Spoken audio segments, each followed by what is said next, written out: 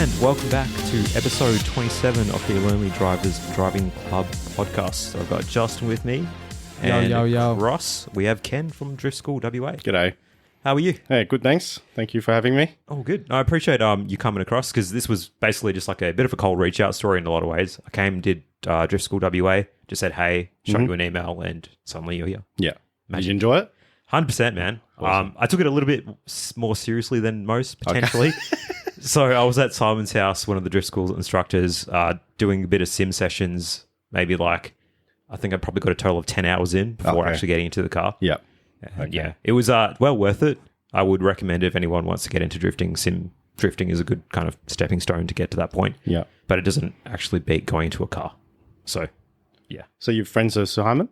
Yeah, Justin actually introduced us. So we had him on the podcast, and then he sort of just mentioned that he did that on the side and is a mobile mechanic, etc. Yeah. And when I sort of was having a chat with Justin on the pod, I've always kind of been more into the let's say, time attack and grip scene. Mm-hmm. And then after sort of seeing some of the drift content that you were making, I was just like, yeah, cool, maybe I'll give it a go. And it's like, it's one of those things where you shouldn't judge something unless you try it. Yeah. And then once I've actually got into a drift car or seen Simon drift as well, I went for a passenger ride with him. I was just like, holy shit, that car control is insane. It's quite rare for anyone to actually like experience it and then not want to give it a try themselves. Yeah. It's very addictive, eh? Like once you've even just been in the car, like even on the street and they're actually drifting, linking some corners, you're just like, man, I need to drift, man. Fuck burnouts, fuck drag racing and going around corners fast. I need to go sideways. Yeah. I feel like it's the only motorsport that you can do where you can just like go out and do it for fun. I mean, you can do all motorsports is fun, don't get me wrong, but like feels like drifting you can just go there and do whatever, and it's kind of like going to a skate park. Whereas usually if you go grip racing, you're trying to achieve some sort of time. Yeah, you have like a certain goal that you need to hit, and if you sort of don't hit it, you're a bit upset. But with drifting, it's like, I'm just going to go out there and see what happens. Because everything is usually based off the clock, or all the other motorsports like drag racing and whatnot. So you're like, you drag racing, you're trying to get the time again, launch as quick as possible. But drifting is like no one's telling you how you need to do it. I mean, there is criteria that you can follow if you want to, but realistically, you can go out there and be an idiot, and there's no problems. And if you had fun at the end of the day, that's it. Isn't that the point? Just going out there being an idiot? That's right. Yeah, that's why it resonates with so many young people, because 100%. we all want to do dumb shit. Yeah. To a certain degree. That's right. Yeah. No, I just remember when I first got my P's, man, that was like one of the first things, just like getting into a car, having that freedom, but then you sort of like, this is fucking awesome. I just want to do some stupid ass shit. Yeah. I guess that's why we sort of stick to the track now. Yes. We've sort of grown As up you and get older. realised, the track's a much better place to. And it's just like, it's not the same as it was like, 15 years ago. It's when, it's Hoon laws, all that. So really the only way to get it out of your system is to go onto the track. Which you're providing like an awesome opportunity for young people, or just people in general, just to. Well, and especially because it's such an expensive, JDM cars now as well is so expensive. So like the pool of people trying drifting is becoming so low because you can't just go out and buy a car for 20K. Like not most people don't have that type of money. So that's kind of the reason why we have this. We had this before, because even before, when it was cheaper to do drifting, it's still expensive. Like any motorsports, anything that's got wheels and a motor is expensive. So having drift school there to allow people to give it a try, and of course you got pointers as well, so we teach you how to do it. But having that there, I thought was pretty important. Yeah, because like you said, 10, 15 years ago, you could pick up a Sylvia for a couple grand. Yeah, 2K for like a retroed car that's got mods. Yeah, and if you do crash it, KYP, you give them a call. They got something there ready to go. Or JPC. But now it's like, what are you going to do? You're going to spend fucking 25, 30 grand on a 180 and it's half decent, so you don't really want to track it. Yeah. Or you're going to buy a BMW that's a BMW, let's be honest. So that's the thing, like if money wasn't an issue, then you would always pick, I don't know. I can't speak for everyone, but 10 times out of 10, I would pick the Sylvia over a BMW. Yeah. I feel. Sorry, BMW fans. Yeah. I do have an E46. I mean, Euro cars have come a very long way with their aftermarket support, and especially in America and even Europe, like E46s, E36s, E90s, E92s have come a very long way. It's just, they just don't, for me personally, I just feel like they just don't have anything on Silvias and Skylines like back from 92. Yeah, the chassis are old and engines are lazy, gearboxes are a bit worn, but they've always got a special place in my heart. Yeah, I wonder how much of that is nostalgia. Yeah. Like when we all grew up playing Gran Turismo and, all the in the 90s and early 2000s, all the JDM cars were here. So yeah. I wonder if it's partly that. Fucking, I learned how to drive in the Sylvia. They're just such pieces of shit, but I just fucking love them, mate. Yeah, for sure. Like, as soon as you mentioned Gran Turismo, I think of Need for Speed, Underground, that whole series as well. Yeah. I was just like, it hits you right in the feels. That's, I think, pretty much that plus the Fast and Furious and Too Fast, Too Furious is kind of what got me into the car scene and really modifying cars is cool. This is something I think I'll actually pursue into adult life even. So, is that why you're into Hondas, eh? Because of the black Hondas, the underglow, mate. Underglow, the green underglow, stealing fucking DVD players. Mate, times are fucking tough, right? I need to do what I need to do to survive. Times are tough, brother. Says me living in my fucking parents' house. Yeah, time to grow up, mate. You got to do it. Yeah, for sure. Yeah, trying to afford a drift car, mate. That's why you're saving get pennies. Me started. Just don't bother. I know, right? Yeah. As soon as I did the drift school stuff, I was sort of like speaking to Simon and also Danny a little bit. Yeah. And they're like, there's some affordable stuff out there. And I think Danny was like, AU Falcons are like actually cheap, affordable-ish. And fun. And fun too. Yeah. But I'm just like, I can't get over the fucking looks. But it's a drift car. So yeah, the AUs, man. You love them or you hate them, mate. Like, yeah. My dad just pointed out one time, he's like, they look like a turtle and I cannot unsee it. Yeah, I get that. Yeah, fuck. Because it leans kind of back on the rear. It's just like the shape, I guess. Yeah, it's just... It does look just like ugly. It does look like a bit like a turtle shell, hey? Yeah. Masaroshi. Fuck yeah. But, I mean, at the end of the day, whatever's cheap and gets you into the sport and you get to have fun, does it really matter? No. Like if for whoever wants to do it and get into it, like if that's the way you got to do it to get it, then kudos. You have to do it. Yeah. There's no way around it. Like you're not going to make 30K appear in your hands and go buy a Skyline or whatever. One Powerball. That's it. If I want to, if that was the case and one Powerball and all of a sudden you win it, I wouldn't be buying a fucking Sylvia, mate. I'd be buying a racetrack. And then you'll lose your fucking money maintaining it, probably. Yeah. Oh well. Yeah. Got to be happy somehow. 100%, dude. So, Ken, we'll go into your story of how you got involved with cars, and if you remember your first car, feel free to share how you got. Yeah, so I got into cars because my dad is a mechanic. Nice. So he ran his own automotive workshop. Early 90s was working on all those imports. So naturally, after school, I go look at it, and Supras and Skylines and all the Silvias 180. I've already been looking at them since I was a kid. So that was what I was interested in. And then, like we said before, play Gran Turismo. And then I watched Initial D. And then I'm like, oh, cool, drifting. And then you watch, I don't know if you guys have watched option videos. Yeah. So all those, I don't know. Dad just had them. And then I just when you're a kid, you just watch whatever. And then first car was a E86. Nice. But my dad bought that. But back then, that was when I was like 13 or 14. And you could literally, I don't know if you can remember the Quokka. Oh, yeah. But that was like the old school Gumtree, right? Yeah. So, yes. You could literally pick an A86 for like $300 and there'll be like a list of 20 of those. So you can just go there and pick like $100, $200, 300, just literally take a pick.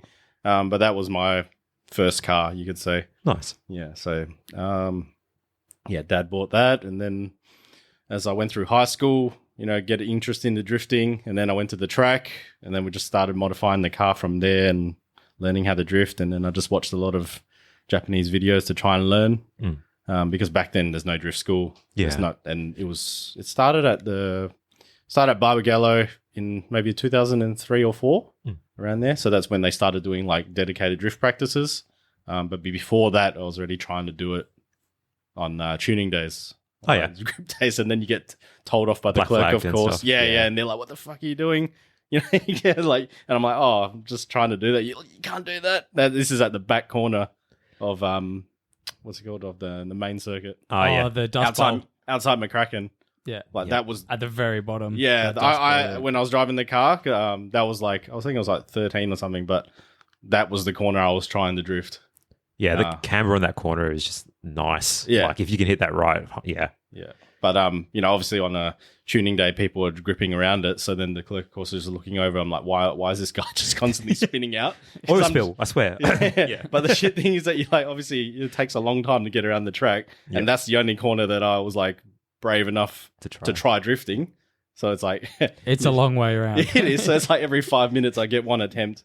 And then you come back in and he tells you off. Well, you've come a long way since then, mate. Man, yeah, but like now there's just so many tools to learn. You got YouTube. You got plenty of people that have done it long enough to be able to tell you some tips. And there's just so much aftermarket support for whatever car that you're driving. And there's plenty of events on thanks to you and Drift School, Nishi D, and so even D1 Driftware, D1, yeah. So plenty of stuff. If if you've got the money, you can literally go drifting every couple of weeks at least, which is pretty good. Yeah. It's not a shortage of availability. It's more of a how much can you afford, really. That's it. And we're actually quite lucky here because we do have the frequency of events. It's actually quite a lot compared to some of the places over east. Yes. Yeah, for sure. I remember, I think on YouTube there was a video from DK the Drift King where he had an S14, a white one, and then he attached like a blinker. So whenever you would like, he would try to teach people drifting, and you'd like rip the handbrake, and you'd see like the blinker come up, and he would try to teach people like the techniques that you need, so you inertia drift and all that sort of stuff. I don't know how long ago that was made. I think it was probably on an option DVD. Is that the DVD. Drift Bible? Yes, it was like a fuckload of those little episodes for ages. Yeah, that must be like 1996 or something. Yeah. I've got that on a computer somewhere, and it legit just starts you off with just go around the corner and plant your foot. Yep. To what you need. Yeah. So when he had black hair, like pure black hair, he's young as hell. And he was in that green suit. Yeah, he still has that. I still wears it, I think. But yeah, that was a fucking long time ago. It was, dude. Yeah, because I remember when I was starting to get into it, which was 10, 15, when I first got my Silvia, I remember seeing a video online of an AE 86, and it said drifting in Japan, but it wasn't in Japan. Oh. I already know what you're going to say. It was in Mexico. It may or may not have been in Sardinia. Definitely Japan. Yeah. And it was, and me and my mates were like, that's the same spot that we used to go, and we're like, this motherfucker is going That spot in Japan is good, eh? Yeah, it is. It's hell busy now, though. It's no chance no chance. Go there now. I went there the other day, and I was just like, it's fucking 11:30 at night. Why is everyone still around? Yeah. Whereas before, it'd be dead. And also, everyone was like, any phone cameras would have been like 200p or whatever. Yeah. Not 4K. Yeah. I remember seeing that video, and I was like, holy fuck. And now that I know it was may or may not have been you, I was like, that's fucking sick. Yeah. Some JDM guy. Yeah, in Japan or Mexico, wherever the fuck it was. Oh, fucking nice. So you learned to drift in I'd say a pretty low-powered car, AA86. Yeah, generally known for that. 4AG, and stock 4AG of that, and then also a very tired one. So literally no power. Like I'd say, man, less than 100 of the wheels probably. Like even a good one is already like maybe 100-ish, 120 maybe. Yeah, but yeah, they're not. It's difficult. Yeah, I was going to say, do you think that helped your technique and your learning? Definitely, yeah. So I think that's something that like because nowadays something that's deemed underpowered is like a stock SR20 or like even a 2.5 liter NA or like like 350Z, 3.5 liter V6. Like these cars are deemed underpowered, but it's like, man, you haven't driven underpowered and you got a 1.6 liter 4AG NA. Like that is not spinning wheels, and like everything has to be so perfect before you complete that drift. Like just doing that one corner and being able to link it, like the simplest links that if you had like a turboed car, you'd be able to do it with like very little effort. Yeah, because you just plant your foot and you sort of go for it. Whereas an underpowered car, it's a lot more throwing it into the corner, weight transitioning and all that. So like it stuff. Also builds your confidence because you start having to think about like, oh, where can I initiate? Because you don't have like in an 86 as well, like you can't just arse drag it in there. And I mean, you can't do it really with any car because you shouldn't be doing it. But that one, you don't have the option. The only option is enter with momentum and carry that momentum. So when you're doing something like that, then you've got no option to just rely on the power. Like everything just has to be perfect. So I guess starting off in a car like that, not that I would like it's circumstantial, and I think it's circumstantial with anywhere that people that learn how to drift. Like in Japan, some people get better there because, you know, typically they're not as fortunate as we are as Australians. You know, here you got people got more money, but there it's like you kind of like, oh, we're making do with this sort of setup because we can't afford to get like a more expensive parts or like more power. Yeah. So it's not really by choice that they're doing it. It's just more so that that's the circumstance, but it does make you better. It seems like they also prefer it that way as well. Like once you give them a whiff of like, oh, you want this? Like you want this really nice part? Yeah, they'll take it. Like, because you see like Adam LZ and like Grant and all them go over, and then they like even with Summit, and they prefer drifting together with lower powered cars. Yeah, and they feel like it's just better when you hang out with mates. It's way better. Just go and have fun and just see what something happens. that's just like average. It can just enough, like not quite stock, but just enough to get like it can do everything without you having to struggle. But it's enough where you still need to like think as a driver to like really push, and also you not care too much if you have a little bit of a bump with your mates. Yeah. Fucking drift missiles. Yeah, that's it. Most people that want to get into drifting, like I wouldn't say you should. The term missile is like very labeled incorrectly all the time. So missile, people think, oh, just get a rough car and just bash the shit out of it. But like the original term for missile from Japan was to like have a very well set up car, but in a body that is a little bit rough. Rough. Scraped a few walls. Yeah, like it's a couple of dents. You're not really trying to like make it the nicest paint. You don't have the best kit on it. Yeah.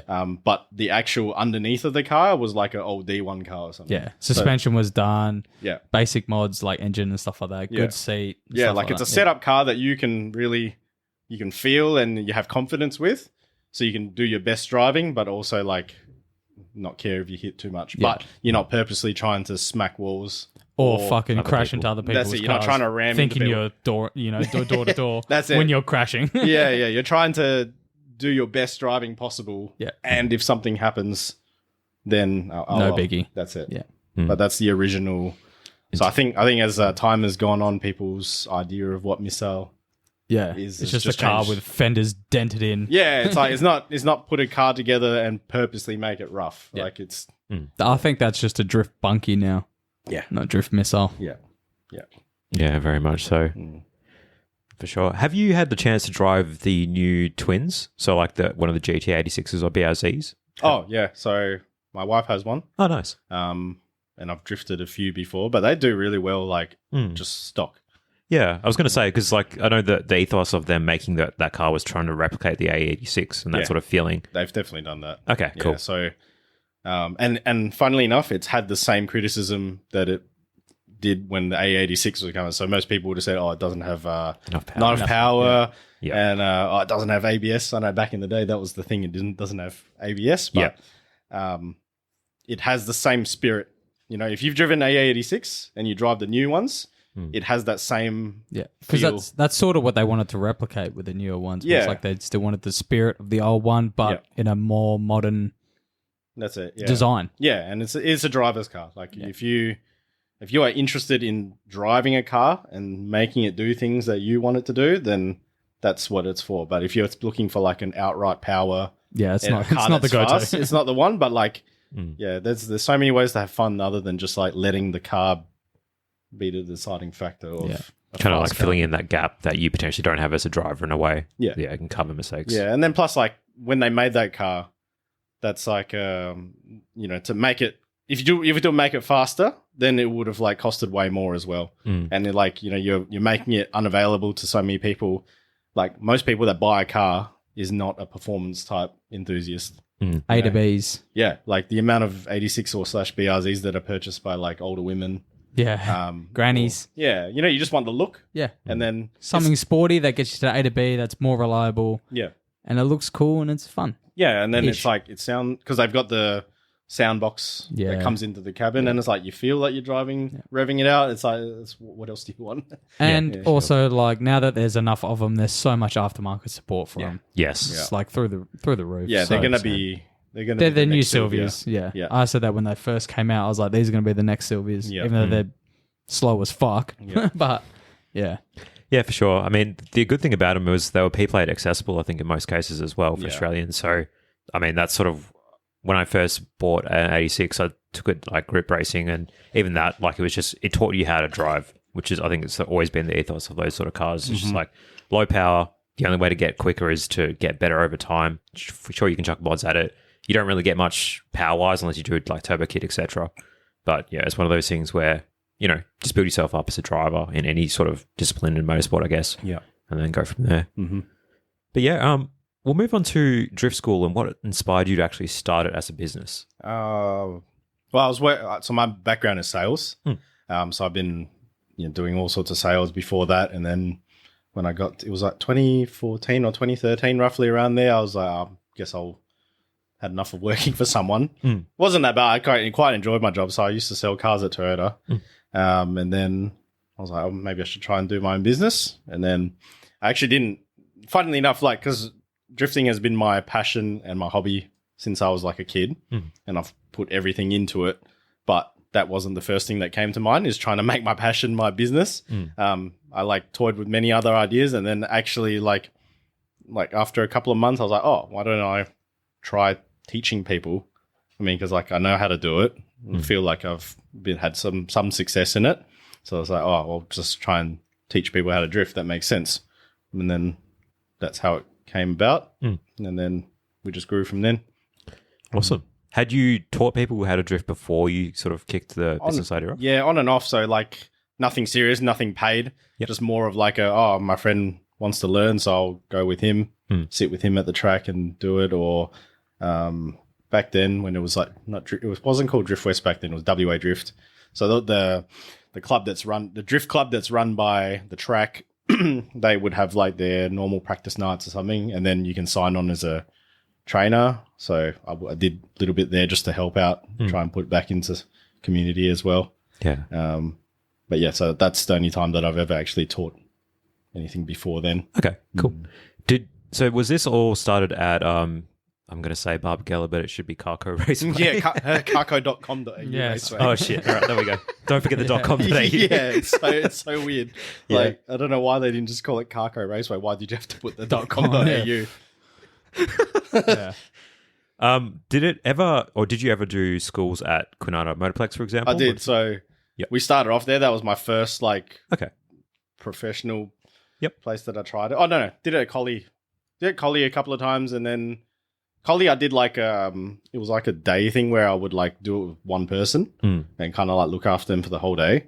Got it. That was my first beginning thing of drift school, and then once I did a couple of those, then I managed to make a contact at the Motorplex, and then we ran some there, and then I don't know, in a couple of months it just like it got big enough that area wasn't really that suitable anymore. So then we went to carco.com.au Raceway, and then it's been good. So yeah, it's very suitable. Everyone knows the venue as well. Yeah, because for a long time they didn't actually have that infield.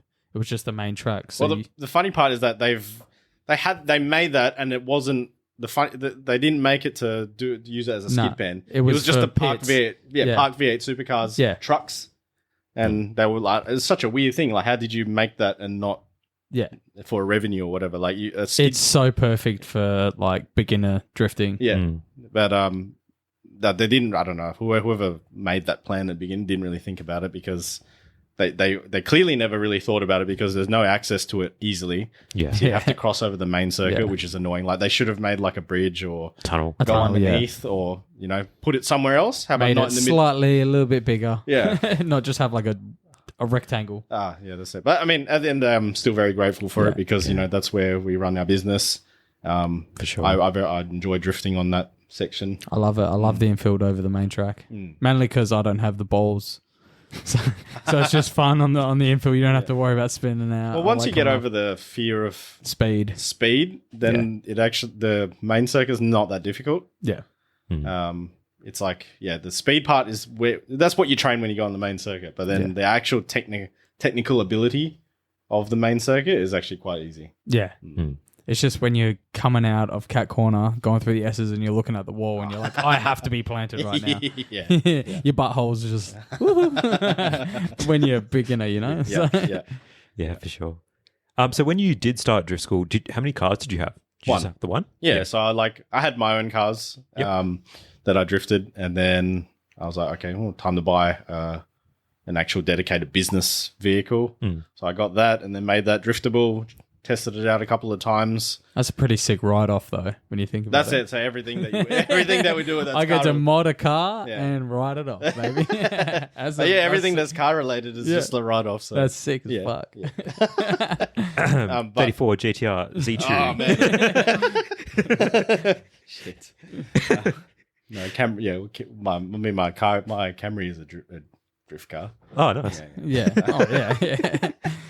But yeah, so I just bought one. I bought one car, and then I, did whatever you needed to make it a capable drift car, and then just started from there. And then as we got more bookings, then I got another car, and then we just kept adding until where it is today. Yeah, awesome. So now, would you say your fleet of cars is quite large? I'm trying to think of the exact number. There's 7 usable. There's 7 customer usable ones. Cool. And I haven't felt the need to really expand from there at the moment, because we always we typically do it once a month, and for the amount of people that come to learn how to do it, then that's the amount of cars that seems to suit. With that many cars, do you guys store them at Barbagallo's? Or I was going to say, imagine fucking trucking 7 cars to. Well, I used to. We used to. So every single time I would have to get a couple of people to help me trailer some, and then I would also do double trips. So that'd be, whew. It's all sorted now, but back in the day, it was like there was a bit of a grind to it. And teething issues. And then I ended up buying like a 3-car truck as well, which I still have, but I haven't used it for ages. But that made it easier too. So we started trucking cars, and So does Barbagallo's charge a fair bit, or is that in your contract? No, it's not in the contract. So this is just you got to hire the sheds out. It's the same as because when you're a member at the track, you can, the one pit up there, you can hire those. So it's the same sort of stuff. Oh, okay, that's all right. Oh, it makes it easy. It's like more convenience. You'd rather just hire it than fucking, like you said, do them shitloads of trips. Yeah, back and forth. a lot of time was spent like packing up, because you got to strap everything down on the truck and all the trailers and. Yeah, it's like half an hour, 45 minutes each car. You're just like, oh. Yeah, you can get a lot of effort. Yeah, I was going to say, because when I went to the drift school, like I was just walking up and down the pit area, and the sheds, or whatever you want to call them, with all the bike guys, like they just have fucking couches and TVs in there, and fucking, I was just like, fuck, man, this is the life, eh? Yeah, you could maybe just like live in there. Hey? Houses are so expensive now. Just hire one of the garages and just live there all year round. That's power. There's running water, toilets. Yeah, it's possible. Yeah, because there's toilets there, and it's clean for you as well. That's it. And then the caretaker and everything will clean it. When there's events, you get free. You get food brought to you. Food trucks and everything. Food trucks, How good. For sure. Yeah. Oh, fucking knowing our luck, man. There'll be someone that does that and then complains about the fucking noise at the racetrack. Like, Jesus Christ, man. Literally moves to a racetrack, complains about the racetrack. Oh, man. People, man. Yeah, because for sure, there's houses being built so close to Barbagallo's. It's getting closer and closer. It's getting closer, man. Because I remember when you turned right and, you come off that main road and you turn right, that used to be nothing. Yeah, it used to be just full bush. Yeah, and there's just the golf course on the left. And now there's so many fucking houses. I don't think it's going to be around for much longer. It's one of those things. It's like a matter of time almost. Yeah. Well, I wonder if they can go further, because it's the golf course. So that takes up a lot of space between there. And then after that, there's like there's a bit of industry there. There's some rock stuff. I'm not sure what it exactly is. And then there's like a speedway. Never paid attention, eh? Have you seen the speedway that's on the way? The speedway, and then there's a motocross, and then you've got fucking go-karting. And so like, I don't know. I feel like that sort of stops it. Hopefully. Yeah, fingers crossed. Or by the time it does go away, we're all dead. Hopefully, yeah. Because the same things happen sort of with Sandown and Victoria. I think it's just because there's so much people around it. It just got to the point where noise complaints become too much, and I think they're going to shut that down at some point. RAC, but somehow it came back. Fuck knows. Yeah, I remember that. Like, well, it doesn't seem as big as what it used to, though. No, I don't see any advertising for it, because before everyone was like, go to RAC and then have fun there. That was a good place. Yeah. Now I don't hear anything about it, even though it's apparently open. So Yeah, like I did my first, let's say, track day at that place. Yeah. And that was sick. And it's just, yeah. I had to do my driver's defense course there. Ah, yeah. Yeah, when I fucking... Yeah, they were going to take my license away, but it was a bit of give and take, you know? Oh, yeah. So you go there, rip some skids and be like, I can offensively drive. It's fine. Yeah. I think that's what it's used for now is driver training. Yeah. But I don't think it can do timed events or something in the contract, apparently. Yeah, and like your car has to be regoed. Yeah. Maybe. I can't, I'm not sure, but that's what I've... Probably for the exhaust decibels not being too loud. Yeah, but it's a good track. That's like if you were like allowed to let loose on that, that's a fun track. It is. Yeah, I remember they used to have a lot of point to point stuff there. Yeah, when it was still RSA. Yeah, need more accessible accessible tracks that are cheap. And you can just go down and fucking let loose. Yeah, for sure. Sorry. No, all good, man. I was just going to say the shame about it is like some of these tracks, like Albany, for example, is ages away. Yeah. So like you just Collie, yeah, it's a fair while away. Yeah. Even if like you live south, Barb's is carco.com is you know It's gonna be the road it could be joke. an hour and a half away. Yeah. Well, yeah, it's like as you get older, I just feel like you just can't be fucked driving as much. Yeah. Like even if there was a sick track in Albany, you tell me I got to drive 6 hours, so I'm like, man, I don't know why. Pay someone to truck it down there. Eh? I'll catch a flight. I'll meet you down there. business expense, valet, check. On the run towing. Cheers, brother. Yeah, because even Collie, like 2 hours is Yeah. enough of a deterrent.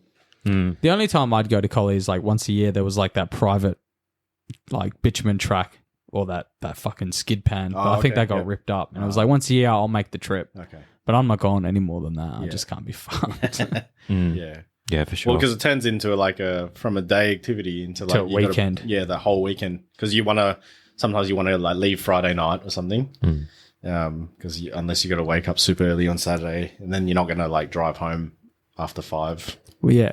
Yeah. You drive in 2.5 hours. Yeah. And it's not even driving. Like you wake up, you set your car up, hook the trailer up, put the car on. It takes an hour and a half. You're driving 2.5, 3 hours to get there. You're driving all day, and then you're driving 2.5 hours, 3 hours to get back, and then you're unloading. You're like, man, this has been a fucking 12-hour day. Fuck that. Not very inspiring for new people, are we? Yeah, I know. Just more whinging about the thing. It should be like, hey, you want to get into it? Like, yeah, just drive. There's so many events. It's good. Like, we're just like, I can't be fucked. Load up a Red Bull. Yeah. Take a fucking Monsters, baby. Sugar free. Oh, mate. Yeah. Yeah. I think we're just at that point. Like, But like, there's a fuck. reality to it, right? Yeah. Like, like after a track day, the last thing you want to be doing is driving home. Because like I've done those where like you go to Winton and Victoria, for example, or Collie, 2 hours is roughly the time frame. And it's just like, you're so mellow after a track day, you just chilled as hell. But it's also like you feel so exhausted. Yeah. Like performance There's driving a lot of takes adrenaline, bro. Yeah, it takes exactly. it out of you. Like that's why I always said, make sure you bring lots of water, Yes. and food, because these are things that you just forget. And you're driving home, and you're like, oh my god, I'm fucking dead inside. Yeah, because you're probably not going to eat lunch because you want to just be out in the track or something like that. And you can't exactly just like pull through fucking drive-through Maccas with a trailer and a car. Like, It's kind of fair, I guess, to feel that way because with a car, whenever you go into an event, there's a lot more involved than just like, let's say if you're interested in footy or playing cricket or tennis. just rocking up. And Just rock up. It takes like, there's a tennis court 5 minutes from everyone. And all you're doing is bring a racket, play your game, have fun, and then yeah, you pay to use the course, and that's then it. that's And then when you go home, it's just dinner time straight away. But it's like with cars, it's like okay, the night before I need to strap everything up, put all the tires in, and then take it to the event, have your day, and the day's probably not going to go smooth. Nah, Still never probably does. you've got to change your tires. Something's going to fuck up, and then after that, you still got to do the whole same thing again. Pack it all up, strap it on. It doesn't matter if you've had a fucking awesome day or a shit day. You still always have to pack up and gotta drive work. home and then fucking unload everything. Yeah. Like, So you actually got to be pretty dedicated if you want to do the sport because you're like, people are lazy. And people, that's like such a huge deterrent is just like everyone wants things easy. Yeah. And it's, that alone, that's a perfect day. Perfect day still involves fuckloads of work. yeah. And it's like, even a massive thing is getting a car trailer. Like, That's expensive. yeah. It's like you're going to buy a car trailer for 10 grand or are you just going to hire one out? Like, if you go into an event every 2 or 3 weeks, or let's say once a month, Yeah. $200 for a car trailer every fucking month. Like, Then you got to have it the adds car up. to tow it too. yeah. And then, because you use a fuckload more fuel as well. And then, like you said, you got to strap it the night before. And that's if your car's fucking not broken. So Yeah. I like how we're just assuming like people have this sort of like, let's say a dedicated few have access to this, but there are people that will drive their daily there, fucking rip on it, hope nothing breaks, drive it back, not have that contingency plan off. Like, if I fuck something up on this car, like, I'm going to have to get it towed back. Oh, man, that's like biggest anxiety. Yeah. You know, because I'm secondhand anxiety when I look at that stuff because I'm like, oh, man, you came all the way to Collie and you're like, it's a daily driver or something. And it's a BMW. Yeah. But yeah, just, I don't know, it's not viable. But like for some people, like that's the only option because you can't afford the extra tow car. Correct. And kudos to them. They're making it work and they're having a good time. It's just when the time isn't good and they're not having a good time, then unfortunately, fella. And then it sucks too because like typically the car that's regoed is not going to be the most extreme track car. So then usually you're at a disadvantage because it's not as well equipped as a lot of track dedicated. Yeah, because you can't go as crazy. Yeah. With it. Or you can if you just don't give a shit about comp spot. Yeah. That ain't me. But eventually that's going to catch up. Yeah. Like, let's be realistic. Mm-hmm. So, yeah. What car do you personally drift? I know what it is, but... S13 at the moment. Yeah. So it's always Sylvia. Before I had a 30... I have a 32 as well. That one's more of like a rougher car. And then before the S13... It's always going to be some Nissan Sylvia or Skyline. Yeah. Run through the mods and what you've done to that. S13? Yeah. S13 is like... it's still somewhat simple, but then I've started... I just keep developing it for my own enjoyment. I don't really have like a particular reason why I do the things that I do to it, but it's like whenever I go drive, it's just what I feel like is, I want certain things every time I go out and drive, so then I just do that. Creature comforts. Oh, no, I wouldn't even that. It's just like, I want it to do this and just be that little 1% quicker. So then I tweak it a little bit, but as for, if you were to like compare it to like most cars, it's actually quite not really much in it. Yeah, okay. Only last year I put a forged motor in it. Still SR? Yeah. Disco potato?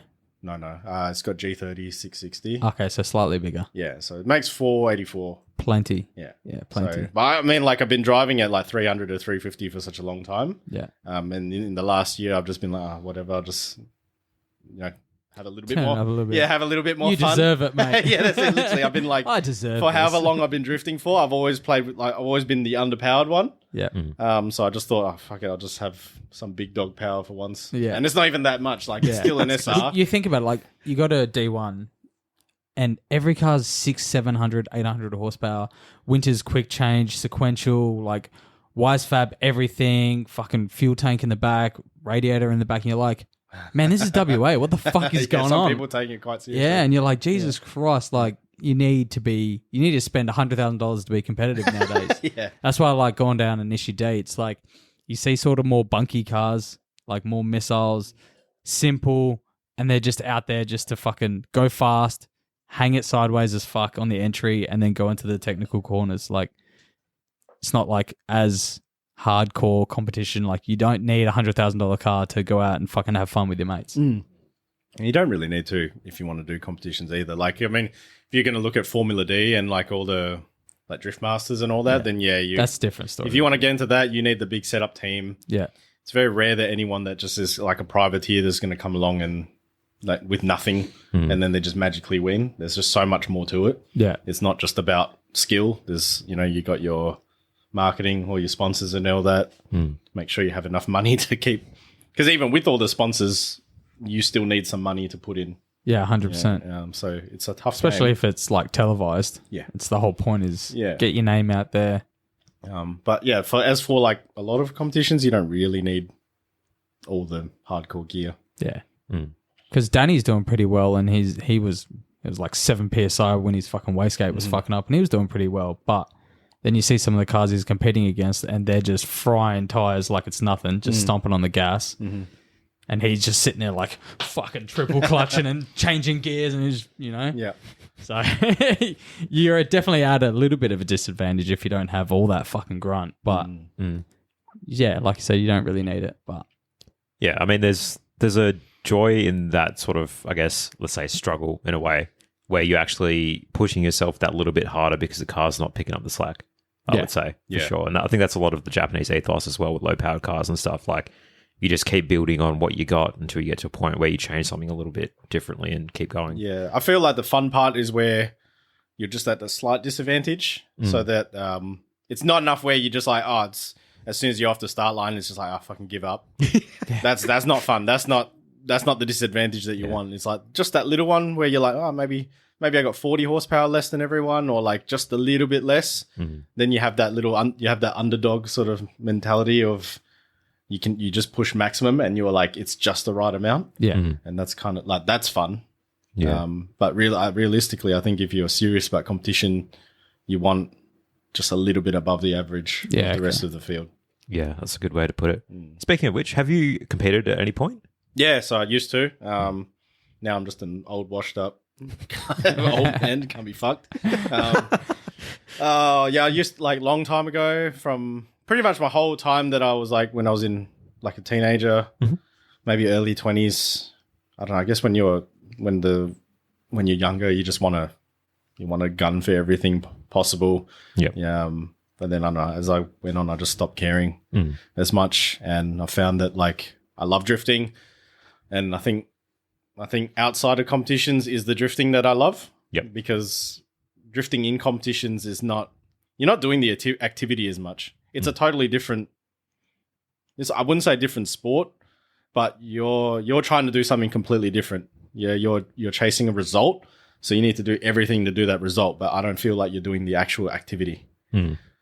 That's a really good way to put it. Yeah, it does. Yeah, because you're, if you like for value for money as well, like your regular track day where it doesn't matter, there's no rules, whatever, and you want to go and just drift with your mates, like you're truly doing the activity, the hobby that you've like signed up for, and you're able, and like for less money, you're doing like 100 laps for that day or whatever it is. But when you're doing the competition, you're spending way more, and you're spending more on the car as well, and you're spending all that money for maybe 8 laps for the day. Let's say 8 to 20 laps, depending how far you go into the competition, because you obviously got some practice. And then in practice you'll hold back a bit because you don't want to waste too much. Or like, you don't want to break the car. So you kind of like nail your lap and make sure that your run's good. You go into the pits, wait, and there's just a lot of waiting. Like it's not a day. It really isn't a day where you're doing the activity, in my opinion.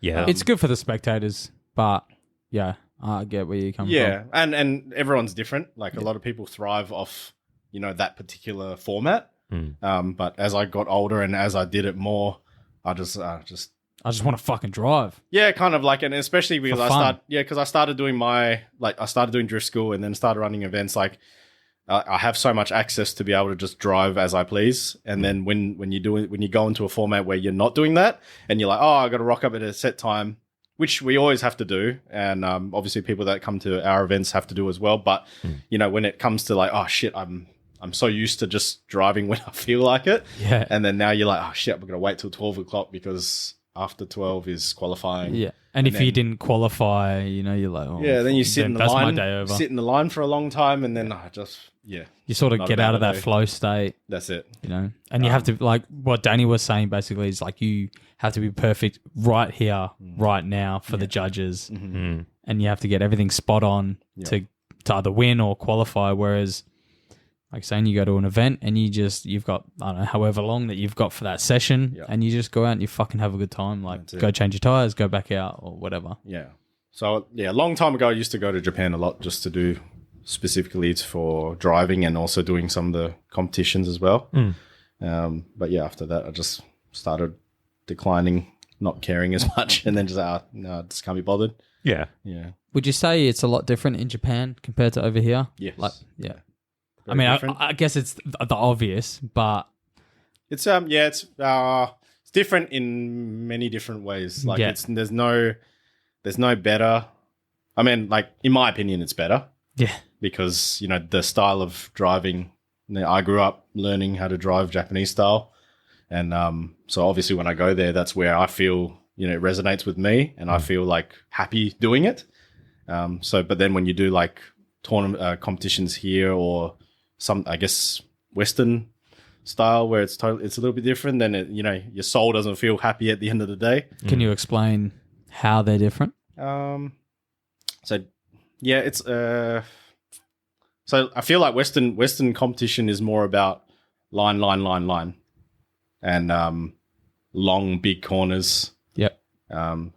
More flowy corners. Yeah, so it's more about the spectacle of it. Yeah. The speed, the smoke, the yeah, proximity. So that's why all the builds tend to go that way. And I mean, for anyone that's listening, this is my opinion, so this is not just a bunch of blokes who don't know what the fuck they're talking about. There's not a knock on anyone that likes that at all. It's just this is how I feel. Yeah. But Japanese style is more about the entries and about how you can manipulate the car to do what you need it to do to hit a certain. There's less corners as well. Yeah. So usually with Japanese drifting, but the funny part is that Japanese drifting is now starting to replicate Western drifting because it's what's popular.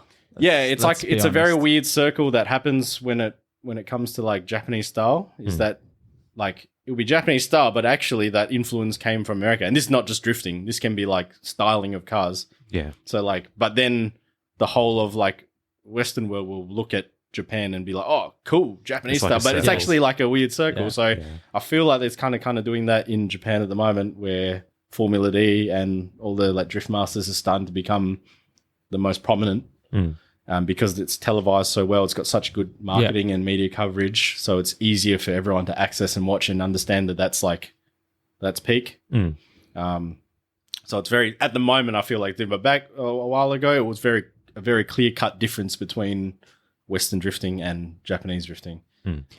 But it's like Japanese drifting, you would look at it more like, like when you watch Olympics and you like, it's like when people use that old comparison of like figure skating, and it's like you're judging on like how, how they've managed to do the spin, or whatever. Okay. It's kind of like that, or like diving as well. Yeah. So it's kind of like when you're watching someone come in and do an entry, it's like how did they get that car to rotate? It's not just like, oh, you hit that line, and then you hit that line over there, and then it's got all the smoke. It's more like, I don't care whether you hit that line, but how did you hit that line? Oh, okay. It's a bit deeper than that surface level. Yeah, there's a bit more depth to it, in my opinion. Yeah. Whereas with like the Formula D and all that, it's kind of like, oh, we'll do whatever. I mean, as long as you're coming in fast, hot, lots of smoke, and you're hitting sort of this point, and you're in this sort of get that zone, line. get near to that wall, get over here in this inner clip, and then good. And have a good lead run so that the chase can have some good proximity behind you. Yeah. Sort of deal. Yeah. But with the other one, it's kind of like, he came in and it wasn't as aggressive. Do you follow much Formula D or Drift All Stars? And I always watch, like whenever it's out, like, whenever a round has happened, I'll watch something. Yeah. But I'm not like religious about it. I'm not intently following it. Yeah, I don't know who's got how many points on sort of thing. So I'm not that far into it. Just, if it's on, you'll sort of just take a glance. But if someone talks about it, I'm like, oh, I know that dude won, or, watch it. I always have like a brief look because I just feel like it's always good for myself to stay up to date. Yeah. Okay. Yeah. Awesome. So we sort of touched a little bit about culturally where drifting is at and sort of where it's going. So in terms of the Western world, would you say it's kind of leaning more towards the Formula D style of big smoke, big entries, big power, that sort of stuff? Definitely. I think so. And I guess rightly so, because people want to go on to the biggest what's it called, show. Yeah, stage in a way. And that's where the biggest stage. So that's where you'll start progressing everyone. But I feel there's merit of like incorporating everything. Yeah, for sure. Like I think there's people that will just appreciate the more traditional Japanese style where it's just technique focused and, you don't have to have the quickest car, whatever it may be. You go out there and have fun and rip with your mates. Yeah. Yeah, I feel like I have enough of a balance where I can understand, the good of every single part of it. Yeah. It's a good way to look at it. Yeah. So and you have to, I think, if you're trying to make the best show. So then sometimes when you watch certain things, you kind of like, oh, it could be better if you took this into it or something. But like, hard to comment on that. Yeah. That makes sense, man. There's so many variables. Yes, 100%, like most things in life. Yeah. Cool. So let's do a quick walkthrough in terms of, say someone wants to sign up for a Driftschool WA sort of course. What would their experience sort of be? because I did I believe the master course, which is a bit of a longer one where you get more time in the car. Yeah, but I'll let you sort of explain it in your words. Touch on it. Yeah, pretty much. It's very simple. So I've made it. It's really just this. Everything that I do is to suit the most normal person in Perth, because you start catering to only car enthusiasts, then it's hard. And, it's more of like an experience, something fun to do. But all they have to do is go on the website and select your experience that you want to do. So we do ride-alongs. So this is usually a lot of the kids. Usually a lot of like parents will buy like a gift for their kid because they just want to have a ride. Like they can't drive yet. They're under 16, so they can't really drive. So they want to go for a passenger ride.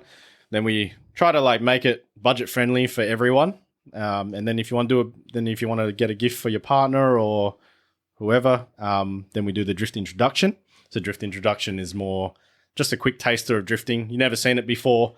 Get an idea of what it's like. So then we give you a bit of a drive. So drive a drift car because they drive differently to what you would drive every day. Yep. That's it. So get a taste of what it's like to drive a drift car, and then we'll put you into the passenger seat so you can go for some rides as well. So it's kind of like a mix. And then the one that you did, which is Drift Masterclass, that is for people that want to drive and learn how to drift. So that's where we start. And then people usually will do that. And if you really like drifting, then I would usually recommend that you go and buy a car. And then there's obviously all the events that you can enter. Yeah, awesome. To like get into Initiative drifting and stuff like that, which you guys run too. Yeah. Cool. Yeah, like I think that's a really good way to sort of, you've broken down your target market really well. I think a lot of ways around, you got people that may just want to experience it versus the people that want to actually get into it seriously and whatnot. Yeah. In terms of like your breakdown, which would you say you get the most off? Is it generally people that just want to experience it and go for passenger laps, or? Masterclass would be. Oh, so nice. Surprisingly, because I didn't think so either. Yeah. Long time ago, I was just like, oh, surely people don't want to spend the most.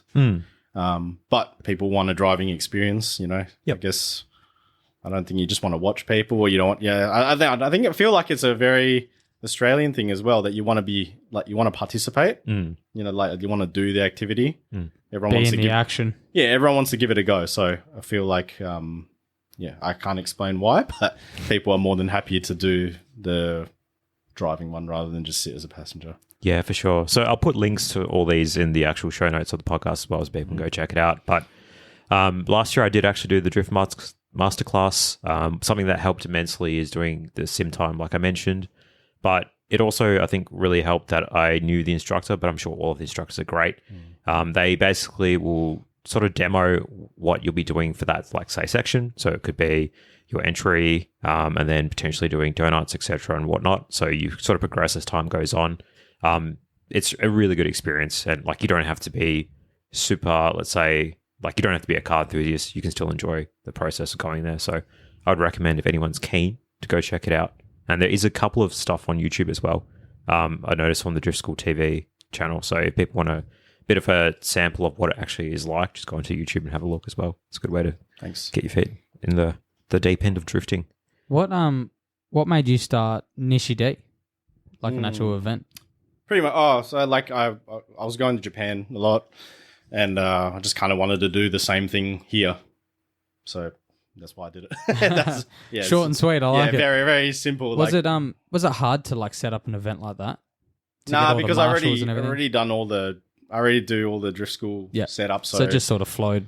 Yeah, it's no different. It's just booking out the thing like I normally would, and then that's the format. Yeah, but then the target audience is different, because with drift school it's more about reaching the average Joe. Yeah, new people. That's it. Like just audience. Your general public. Whereas with Nishi D, it's more of like people that do drifting already, and you're posting to people that are in the drift scene. Yeah. For those who don't know, Nishi D is just like a come have a go, awesome fucking day of drifting on the infield in Barb's. And if you haven't been to it, just come down and watch. It's like 3-4 hours of just 8 hours. 8 hours. 9 till 4:30. 9 till 4:30 of non-stop just drifting. non-stop drifting. Yeah.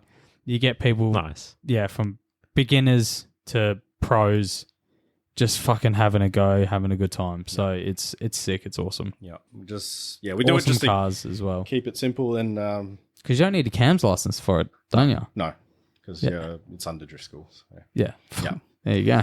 But yeah, it's what I said before about like how myself, I just want to do the activity. Yeah. And I want to do as much of it as possible. Yeah. So I'm just did the same thing for people. Yeah.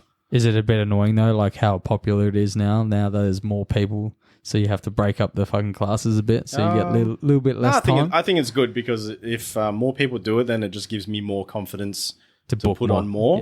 Yeah. And if that's what people want, then that's good. If people don't want it, I'm okay. I'll just hire it out myself. Yeah, it's good because it gives you confidence, and then you can put on more things and people support it. Yeah. And then it also means that if more people enter, then I can put on more prizes. Oh yeah. So usually whatever money comes in, I try to put a lot back. You still got to obviously what comes in, you still got to pay for hiring the venue out. Because how does that work? Like, is it a certain amount to hire the whole thing out so you can have like a full day? Because every time I hire it out, they're like, you're only allowed 4 people on the track at one time. Because I think that's like a private hire. That'll just be when they like the license or the insurance that they have for that for particular a private style. hire. Yeah. So then once you start doing like commercial things, then you need to have your own insurance and all get that. your own fucking marshals and first aid and all that shit. Yeah. All the technical stuff. All the stuff that is like behind the scenes, it's like a lot of people will look at it and just go, oh, you just hire it and then that's it. The nitty gritty. I like the nitty gritty. I like to get into the boring details of insurance. I was really just, I would never have expected that. Just like how things work, bro, Like, I can just understand rock that. up and everything's done. Everything takes a process to get to that point, So you're telling me the type of guy to fucking read the terms and conditions or something? I can't read. Just tell me how it works, and then somehow I'm the guy that can't read is most interested in just tell me how it ChatGPT. works, all right? I don't need to read the terms shit. and conditions for me and explain it to me so I can understand. Yes. the best possible customer that you could have. You've just signed your life away. Sign here. Sign it, fucking too easy, mate.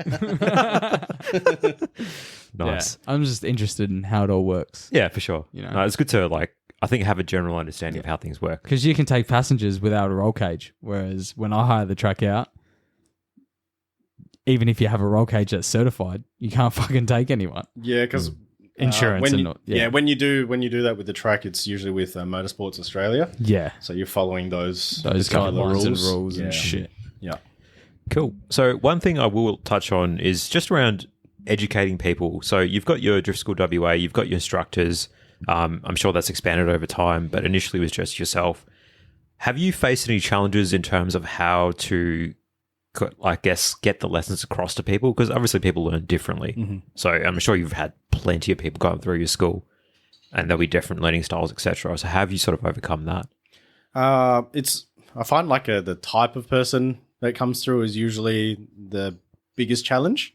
So as for us, it's easy for us to be able to explain it in different ways because we can say it differently, or we can show, we can do it by demonstration, or we can tell you how to do it. But then usually it's up to the person of how willing they are to learn. Yes. So if you come in with an ego, I feel like that is the hardest type of person to teach. Yes. People that think they've done it before, or they they can do better. But I'm fucking king of the street, bro. The track's it's nothing. Literally always that that same stuff, and then you come in, with heavy baggage. That's the stuff that is quite frustrating to deal with. Does it happen a lot? Yeah, it's not in a way where it's bad, as in not in a way where you're you have a problem or an issue with that customer. Yep. It's just more so that these are the small little hurdles as you do it. Yeah. That you understand and you identify.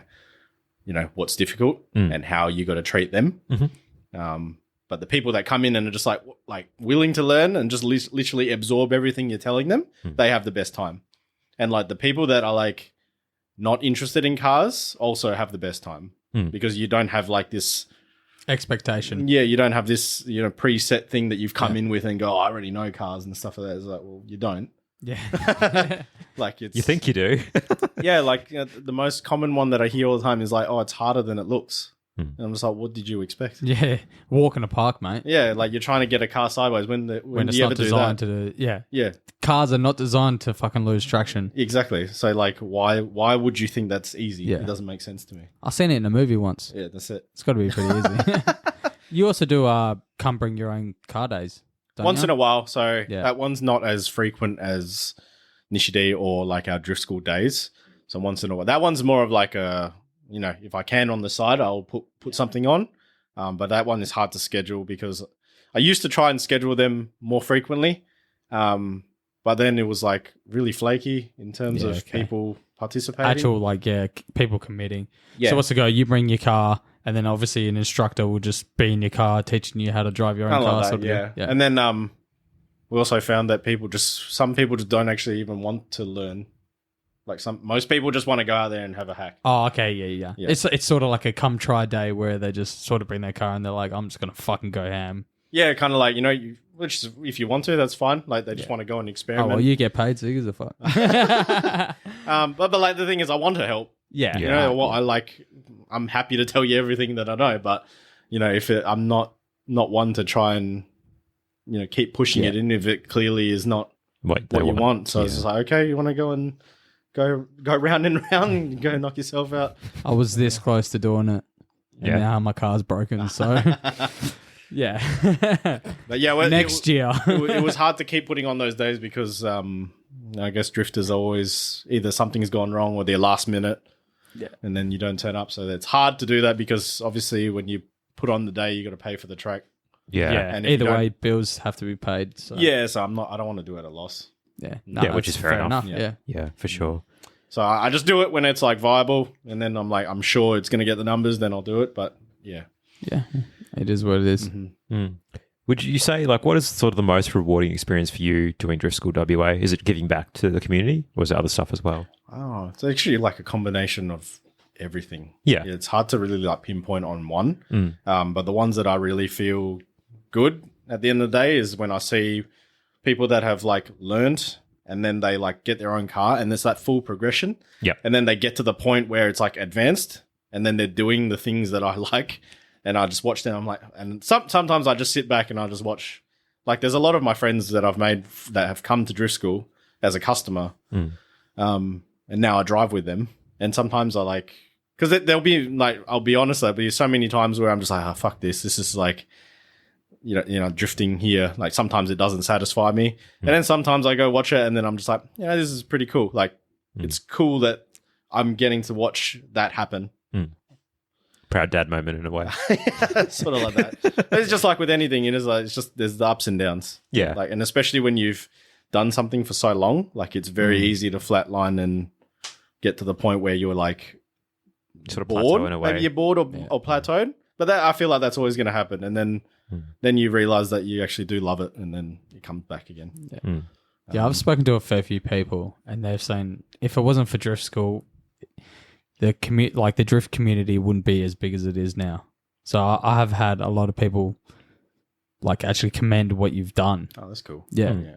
Because they wouldn't obviously tell you that, but they've told me and they were like, man, if it wasn't for Drift School, I wouldn't still be doing it. Yeah. Like my mate Danzy's like, man, fuck, because of that and what they've done, the scene in WA is so much bigger and better and more accessible to newer people. Okay, that's cool. Yeah.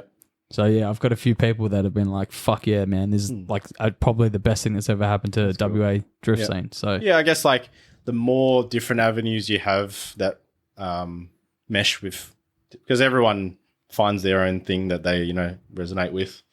I guess so. If you have every single thing, so D1WA will have their type of person that really likes that. Yeah. Then I'll have something. So it's just good. We're more avenues to go down. Yeah, together everyone is casting like a really broad net. Yeah, and the more people that you can attract, whether you want to come to Drift School Nishide or D1WA or Drift West, whatever. It's like, man, at the end of the day, everyone is trying to do drifting. Yeah, because you've got, let's say, Drift School is beginner. Nishide is you can be a beginner to pro. Yeah. And then you got D1, it's more competition. And then Drift West. Well, they also have come and try days as well. Yeah, but I think they're pretty far and few in between. And then they've got, obviously, Drift Practice, which is on a fucking Saturday night now. And drifting Saturday night, if you've never drifted before, drifting on a track that's not really lit. Yeah, that can ruin some people. And it's very cold as well. Like you got to learn how to warm your tires up and do things properly before you hit the track. So that can be intimidating. Whereas I feel Nishi D events are perfect for if you are a beginner. you can just go and have fucking fun and really fall in love with the sport. So like it just fits this perfect niche. Yeah. So when you put it like that, how you've explained it, we literally, there is a for everyone. Yeah. Like whatever you category want to do. for everyone in a way. Yeah, for sure. That's a good point though, Justin, is like I would highly recommend if people have had positive experiences because of Driftschool WA, go to fucking Google, leave them a review, do that sort of stuff because it helps a lot. Like word of mouth is cool, but tangible feedback is also super important for a business. So just something to keep in mind too. Thank you. Well, good. So we have touched a little bit on the mental health side of drifting and cars and automotive culture in a lot of ways. One of the things that we have kind of alluded to is the fact that it's a really good form of like escape and just like mental release in a lot of ways. Mm-hmm. Is that sort of one of the benefits of that you found through drifting? I don't think so. No? me personally. Yeah, all good. As in like a stress relief, kind of like that. Guess. Actually, yeah, I think so because whenever. Like I feel particularly good when I've come back and I've had like a good day, like where I've ticked off the boxes of like, oh yeah, I drove well, because I really kick myself when when something stupid happens. Yeah. You do something and you're like, fuck, I should have like gone a little bit closer there. So yeah, at this point when it like for the drive, for what I like, it's a very like 1%er thing. It's just like, you can come in and you'll do something like we'll come in and next to each other, and if it's just not right there, then I'm not happy. Like it's actually kind of annoying. It's like a double-edged sword. Like it can be a perfectionist when it comes to drifting. Yeah, like if it's just that bit off, I'm like the day was fuck that. I'm so like I'm completely unhappy. Like nothing happened, nothing went wrong with the car, but like still drove killer, but for your standard is what you're saying. You've got a very high standard when it comes to your driving. Yeah, it's kind of like... I've seen you drive and you can fucking drive. So I'd be happy with that, brother. Well, it's like, it's not even trying to sound snobby. It's just like, like as before. You've been doing it for that long. Yeah, when you're doing it for that long, the only thing that gives you that kick is that perfection. Yeah. Hitting the right, coming in at that speed, doing that big scando flick, getting the right line, going up against that wall. Yeah, so I get you. Yeah. I'd just be happy to fucking get in third gear, brother. So when you say stress relief, actually sometimes it causes more stress because if it's not, if I didn't tick all the boxes for that day, then I'm like, I go home and I'm just pissed off because I like every single decent driving session, I'll record it. Yep. And I'll still record it. Like it's every single bit of driving I do, I'll always watch it back. And it's like the first thing I do as soon as I get home after an event. Even if I get home at like 9 p.m, I'm like, I have to go onto the computer and watch the video because I'm like, I need to break down.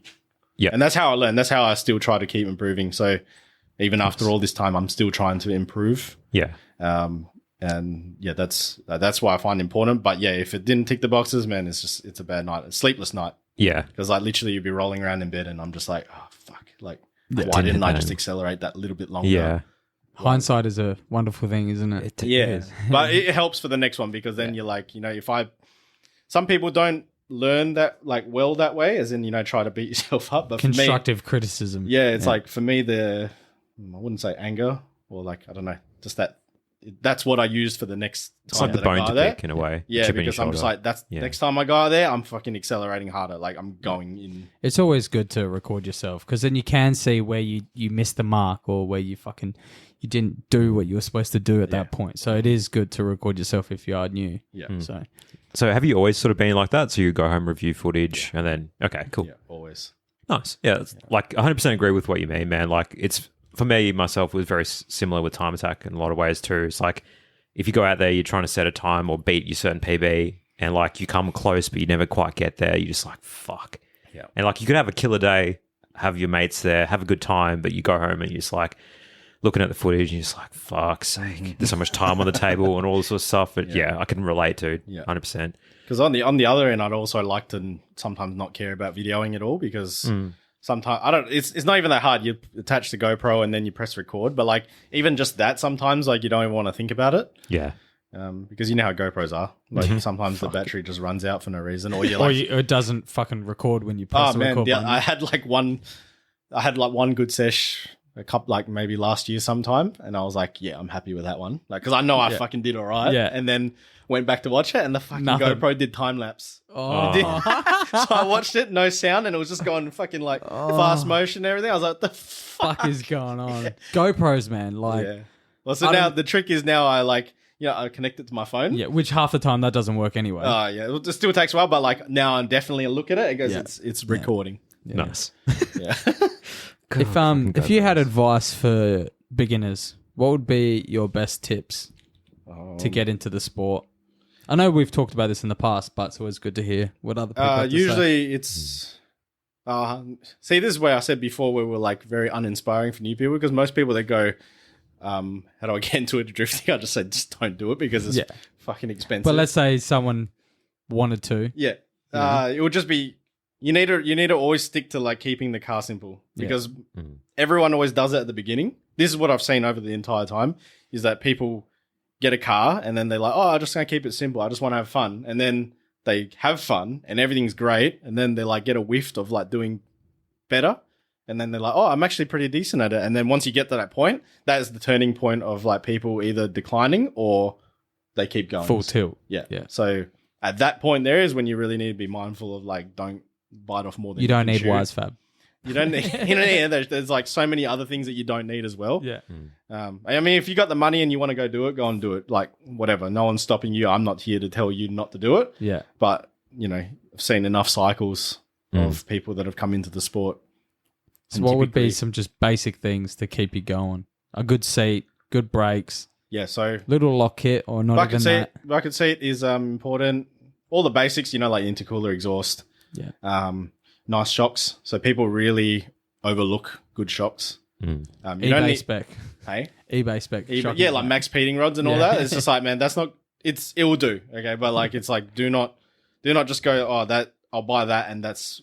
you do that and then you start buying lock kits and stuff. It's like, no, shocks is like, you should be spending your money should be spent on the shocks. That's what I got in the E46. Max Peatings? Yeah, okay. They came with the car when I bought it. Right? Yeah, that's what I bought when they came with the car. Yeah. So they would have rather put an LS in it. If it's in line with all of your other mods, then they're all like, junk, so don't worry. That's okay. So like you're going for the junk theme. It's fine. But like $24 lock, the lock on the E46. But if you have like max peatings and then you go like, oh, I'm going full tube, tube front, I'm doing wise fab, and then you're getting 600 horsepower. But then you're like, oh, shocks are all the same. Then it's just like, it's not the right mentality. Yeah.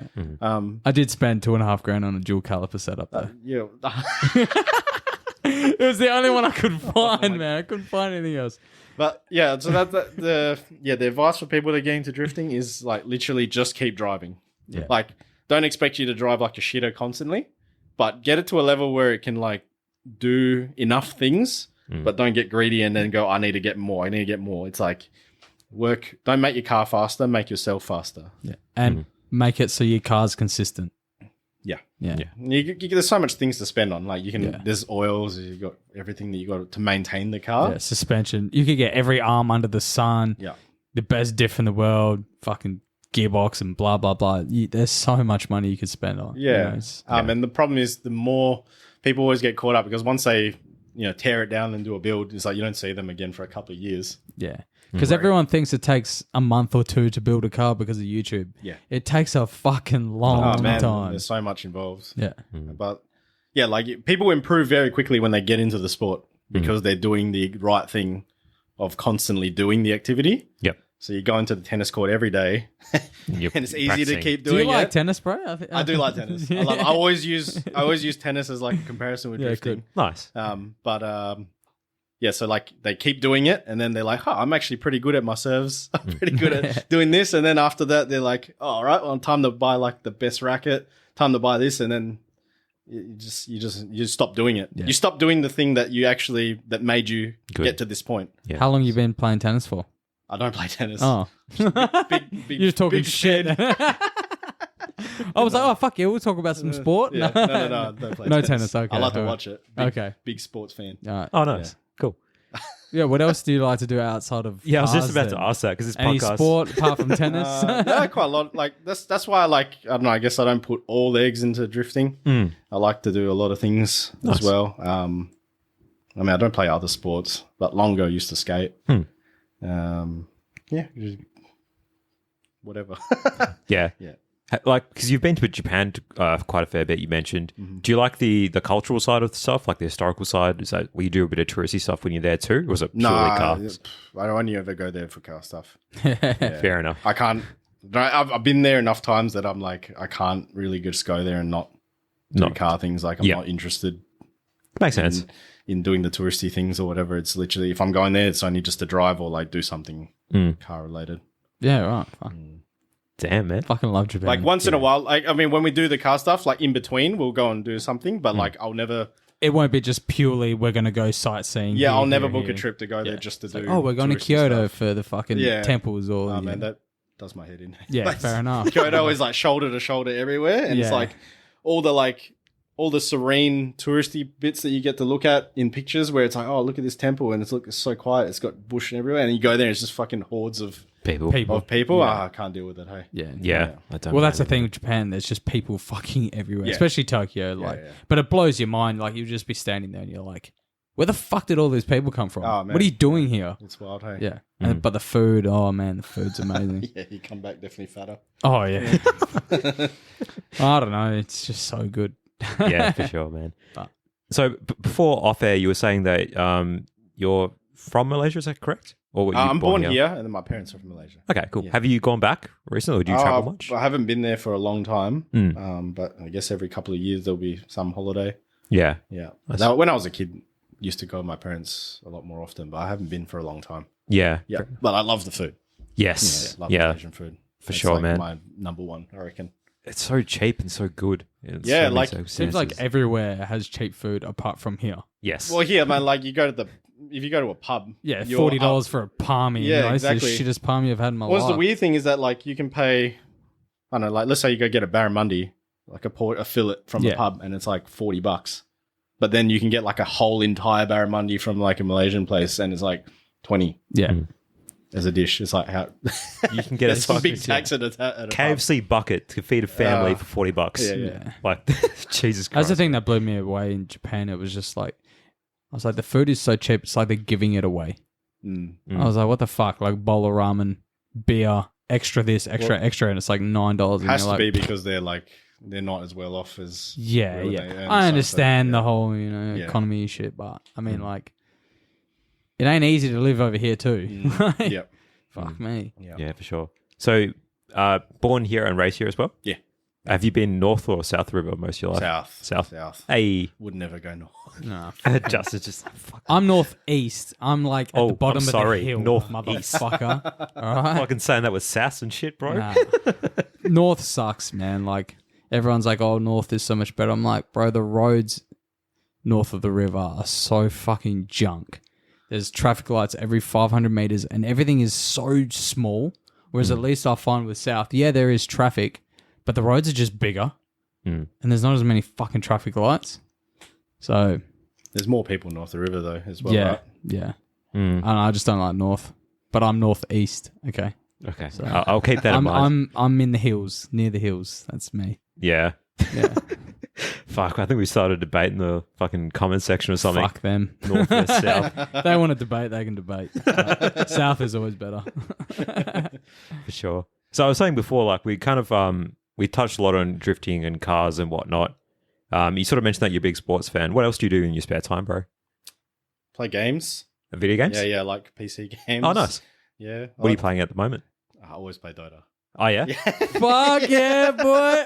I can't play Dota to save my life. Oh, shit. But I watch it 24/7. It's a horrible game. Yeah. Because I grew up on Warcraft. Okay. Yeah. So I never went down the whole Dota or the Dota All-Stars. Yeah. And then when Dota 2 came out, that's when I just got hooked on watching it. Yeah. And then I tried it and I was like, my brain capacity not there, but I know all the heroes, all the abilities. Like, but such a very fuck League of Legends. That's for nerds. You really need to know everything to have, and it's not fun unless you really actually understand everything. It's not an easy game to get into. Yeah, for sure. So did you start like on Warcraft 3, the mod, and then like when I was a kid, I played StarCraft, and then nice. Obviously Warcraft, and then everyone was going to like LAN cafes, so everyone's Those were a thing, right? Yeah. It was good fun. 1.6. Yeah, sure. CS Yeah, 1.6 so was the Counter-Strike thing. as well. And then, but like Dota is like the main game that I usually play. Yeah. Yeah, nice. What's your favorite hero? Go on. PAA. Oh, yeah. So you're carry then? Yeah. Yeah, right. Very nice. Yeah. What's your MMR? Go on. Oh, shit. Here we go. 4-7 at the moment. Oh, that's not bad. That's still It's not okay, bad. yeah. Not immortal. Not like pro, Yeah. but not fucking hella shit. Yeah. Not a herald. Yeah. That's all right. So PAA. Yeah. Fucking hell. Do you play with a bunch of like regular people? Sorry, man. Cut you Yeah, once in a while I play with a couple of friends, but I'm happy to play Solo. online as well. But it's just hard to like play out a lot of other games because there's something that doesn't quite captivate when it doesn't have that difficulty. Yeah, fair enough. Fucking PA, mate. Phantom Assassin. I've watched like every international since 2017. Oh man, the money that you get is wild. Well, not anymore. The money's shit. Yeah. Now. They fucked it. I don't know. Valve, what the fuck Did have you something. done, bro? Yeah. 2017. Who 2017. won that year? Team Liquid. Now they're known as fucking what are they known as? With Kuro, Miracle, and Samal. Team Secret, is it? No, not Team Secret. Fuck, I can't even remember That's now. Puppy. That's Puppy. Nigma Galaxy. Oh, okay. Yes. Yeah. So Team Liquid's now Nigma Galaxy. Yeah. I think And the new Liquid used to be the old Team Alliance. Fucking. All right then. Yeah. shit, you really know all the teams. Yeah, that's what I'm saying. Like, there's 2 tournaments going at the moment, and I'm watching them. So, yeah. Oh, right. Yeah. Yeah. More drama than the F1 off season, mate. Well, yeah. I'm just waiting for F1 to come back so I can get So away from Dota's this your nerdy thing. shit. I got to do something at work, bro. You know? Yeah. They can't expect me to work all the time. No, Need fair to enough, fucking man. Relax. So if I say bored Aussies, do you know what that is? Yeah, that was a server a long time ago. Yeah. Yeah. That's how I got into Warcraft Okay. and Dota and Yeah. stuff. Yeah, that was fucking sick. I mean, I think a lot of people from our high school played, I think, and that's sort of what got me into it too. Yeah, it was yeah. either Counter Strike or Warcraft back in Yeah, the day. it was hey? more Counter Strike for me in Yeah. high school. Mm. And then I used to play Warcraft when I was more primary school. Oh, yeah. And then Nice. high school came along, it was all CS. Yeah. I think Valve released a documentary on the international, and I just remember it was like Dandy and Navi. Yeah, that was the first international. Yeah, when it was Yeah, the $1 million first ever prize pool or something. first ever game to offer $1 million prize pool. That was which a is sick fucking pretty documentary. sick. Yeah. And then it got to 40 million. Yeah, that was wild. Yeah. The last one that they did. On Can you- the last big prize pool. Can you imagine telling boomers that 5 people Yeah, won? how wrong like, were they to tell you? Yeah, $36 million. They're instant millionaires playing a game. Yeah. That- Video games aren't a career. It's like, Yeah. fuck. man. But It is now. the problem is like the advice is probably quite right because that's 5 people that out of the did whole, well yeah. out of like how many fucking thousands of Yeah. people that play the game. Even when you factor in all the people that played in the tournament, it's still like under that 1%. Yeah. You know, Yeah. it's still not worth it. No. And the Yeah, things, because like other than those people that are successful, the other thousands are all like wasting their life away. Yeah, they're like, I'll just stream on Twitch. Yeah. I'll just get But that's viable too in some cases. Yeah. Like, that's the thing. Shroud. Oh yeah, Shroud. Bro, he was making what? He had like 400,000 subscribers monthly, and it's That like is $5 to subscribe. Yeah. Whether he only gets 25%, that's still something. fucking ridiculous. Mhm. Like, Yeah. come on. It's cool that all these career options are opening up with, Yeah. you know, how we're advancing and whatnot. So Well, I think it's a good even thing. now, some schools like actually have a gaming option. That's insane. Yeah, Really? yeah. In America, Wow. like actual like some universities have like, oh, you want to be a pro gamer? Like we actually have like a scholarship for that, shit. and they just play games all day. But it's like, how would that work? Like, do you choose what game you want to be a pro Well, and in? then who's the professor as well? Who's Like, is it an old pro gamer? Like Is there a roster, like a team? Do you have a coach? Like, yeah, what are their credentials? Like, how the fuck does that work? yeah. As if everyone's not signing up for that. Oh yeah, Like if you got told in high school that you can go to a gaming class, you'd be like, yeah. sponsored by Alienware. Sign me up, mate. Yeah, imagine that. But you still got to have like a certain GPA and shit. Yeah. Yeah, it would be interesting to see how that works because I wonder how much, well, I guess time will tell, how many people go through that and actually make it to like that championship status or win tournaments, etc. Because if you don't, like, Well, look- where's all your money coming Like from? Fortnite tournaments, it's like it's you versus 100 players. Yeah. Yeah. Like that's a lot of that's bad odds, man. Mm. Yes. Yeah. Yeah, for sure. I feel like for you to be like at the top, at the peak of like that pro gaming, you just have your brain has to work a different way. Yeah. Well, it's like pro athletes, right? They train 8 hours a day. Yeah. It's what you got to be doing, but you're sitting on a computer. Just playing games. Strats after For strats 10 hours, or whatever. Yeah, like it's mentally very draining. Yeah. And it's like, if you think about like when you play games or whatever, you just give it, you do it. And even at your best effort, Yeah, it's you're fucking still nothing. losing. Yeah, shit. Sometimes. So like how these pro gamers do it, like they're just That's a different, job. aren't they? Yeah, it's insane. And just looking at a screen all day, bro, like after a while I get a headache. So they're just so accustomed to looking at a fucking screen for 10 hours. And I feel like it's also even harder. Well, it's a different type of difficulty, but also with like gaming, like everyone can access gaming. Whereas like if you're talking about physical sports or motorsports, not everyone can access that because either you're like, you're not really fit enough or Yeah, the barrier entry is You a need lot. a car. But whereas like computer, who can't get on a computer? Most people can play a game. So your pool that you're competing against Massive. is you're like Massive. competing against 100,000. Whereas like, you want to do in drifting, you're like competing against like 30 people, whatever. Depending on who rocks up to the event. Yeah, something like that. Be fuck all really compared to Something like that. the 900,000 concurrent players on Yeah. Dota at the moment, which is like a pretty insane when you think almost 1 million people are still playing Dota. And it's been around since what? I think Dota 2 is That in Dota 2, 2012 or 2011. Yeah. It's a fucking old game. And but the good thing is it's free. Yeah. And it's not pay to win. So you just pay with your soul. Yeah, pretty much. Mate, you don't need to remind me. I went fucking deep into World of Warcraft and almost dropped out of uni for that shit. I think everyone had like an MMO. Don't waste your life period. Eh? Tibia Oh, for man. me. Yeah. Oh, fuck, I remember that. No, game high too. school, it was Tibia. Yeah. Yeah, I never played RuneScape. It was all Tibia. Oh, fuck. Yeah. man. Slippery slope, say. Oh, bro, I just remember one day going, what the fuck am I doing, man? Yep.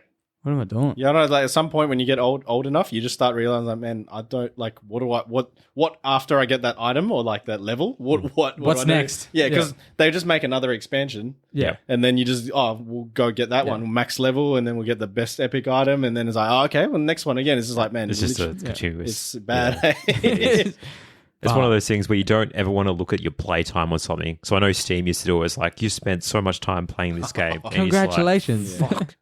But now you get that notification on your phone. And it's like, you've spent X amount more this week on your phone than last week. Social media. That is Yeah. bad. I'm like, oh, man, don't remind me. Don't shame me like that. Fucking hell. Do you find when you play Dota, like, does it ramp you up to the point where you get really mad and frustrated? Or is it like a bit of an outlet for you? No, you definitely get angry. Yeah. Dota, I've learned to be like, because you can't play well unless you manage Team. you know. Yeah. And This you is a like, team game. It's 5 people. yeah, you on got to site. have that positive mental attitude. You can't be no toxicity. Yeah. But lately I started playing Tekken 8 Oh, yeah. Nice. on PS5, and that fucking makes me rage. Holy shit! Like, yeah, it's a different type of in Dota when you play that, because it's like it's more about like your decision that you made, and it eventually equates to the result. And it's like it's not the bad part that happens doesn't happen in your face straight away, but like Tekken is just like. But it's a slow burn with Dota. It's like That's what I mean. So you can feel I'm going to lose this game, and the game could go on for another 30 so minutes. you can as it gets worse, you can manage it. At least you're like, It's I'm going to lose. But I gotta your play mental it state. anyway. You can at least start like being accustomed to it. But with Tekken, it's just like what I found. It just keeps happening, and then you're like, What the fuck just happened? So the learning curve is quite high then, I'd say. yeah, like because and it's also like you can't blame your teammates. Yeah, it's just It's you, just right? 1v1, and then it's also reactionary as well. Yep. Yeah, I think fighting games are a lot like that too. Super Smash Bros. I mean, Dragon Ball Z Fighters, things like that. Like the people that play that, such high skill, man. Because like you said, the learning curve is fucking. Well, they're usually like under 25. Yeah. So there's like Super fast reactions, Yeah, bro. It's exactly. just bang, bang, bang, so, bang. yeah. As you get older, you just find that reactionary skill. So hold up. What's the move again? Yeah. A, B, Yeah. left, just like- right. You're like, Trying to remember the "Ooh." combo. That's young people, like teenagers and stuff like that. And just a lot of the time, the only reason why you in anything is because you have experience. Yeah. If you didn't have that experience and you like had the same ability, you'll get wrecked every single time. Mm. And that goes for drifting as well. Like the people that are up and coming, or like people that get into it, like they're just so good. Yeah. The newer generation always seems to be better than the previous. More advanced than when we were up and coming, you know? Especially now with like, there's so much knowledge out there. So much information. You just go YouTube. Yeah. But granted, there's a lot of rubbish as well. Yeah. Yes. So there's a lot of like things that can deter you off the path. You really got to find the correct information. Yeah, filter it out. Or, do things like drift school, etc. Go to the... That's the hard part too, though, just to filter it. Like, you don't know what to filter. You never know if you're going to be led down that wrong path. And then by the time you're fucking, let's say, a kilometre down that path, you're like, I went down the wrong way. Now I've got to go back a fucking That's K. just life, man. Yeah, well, on the internet, it's a lot easier to go down the wrong path, you know, than... Yeah. Just press the back on the browser. Delete browser Delete history. Fucking cops on your door, eh? Ding, ding, ding. Like, you deleted it, but it's still there, brother. Oh, fucking hell. Unless you got a VPN. Oh, is this where we insert the fucking VPN sponsor? That we Please. don't have. We have no sponsor, so, you know. That's actually a good segue, though, to be honest, because sponsorship is how, let's say, people can make this sort of stuff accessible. So if you wanted to do, say, for example, competitive drifting, a lot of people go down that route of seeking sponsors to kind of help with the costs of doing something like that. Esports, exactly the same sort of concept. You offer something of value, and then companies will back it and then pay a little bit for you to get to where you are. Yeah. I'm guessing Driftschool does have some sponsors that sort of help with the days and stuff like that. We have now on the actual Driftschool days, it's all private. Just purely, purely. But like we have partners that we use for mutual benefits. So if we ever need any sort of tuning on, then we'll always have WTF Auto. Yep, nice. So Tristan always looks after me there. So there's always, and then D-Speed as well. So all the cars are equipped with D-Speed wheels just to have that uniform look. Yep. And there's multiple people that we sort of partner with so that we can try and give, we get something and then we also try and give back to them as well. Awesome. But they've always been like long term. They've been with me from the beginning. Yeah, I was sort of going to say, like, how was that journey in terms of getting people to jump on board as partners? Like, did you know them for a while and that's sort of where it started? Yeah, it was all just networking. So none of them has ever been like, I never made a sponsorship proposal. Okay. And nothing was ever to do it as like I need a sponsor. Yep. Everything has always just been like, hey, it kind of works out. I'll help you out. You help me out. Organic in a way. And I feel like that's just how it is in Perth and even Australia because, I don't know, it's not that big of a population here compared to like America. It's much, we don't ask for big things and Nice. No, that's awesome. I think we'll start to wrap up the podcast here. But is there anything that you would like to sort of like shout out or people that have supported you to get where you are, that sort of thing? Feel free to chuck them in here. No, it's all good. That's all right. As Snoop would say, I'd like to thank me. Yeah. When I was down, I had me. Because if I start trying to list everyone, then I just forget some people and then I feel bad. So it's just easy to be like, they already know who they are. So for sure. I very appreciate everyone that does support what I do. And obviously all the businesses that we've been with the whole time. And all our drivers as well. Yeah. Yeah, it's just that, thanks to everyone. Yeah. I definitely will put show notes or links into the Drift School stuff and whatnot. We'll chuck some photos up from the day that I went there. I think Justin's still got some footage of me potentially sitting somewhere. Yeah. I've also done a couple reels of your car as well. Cool. So yeah, we can put that on. Yeah, for sure. I think it'll be good. I've got lots of footage of his car and the team. Got, so awesome. I just got to go through it. I'm fucking way too lazy at the moment. Nah, it's all good, man. Yeah, I understand.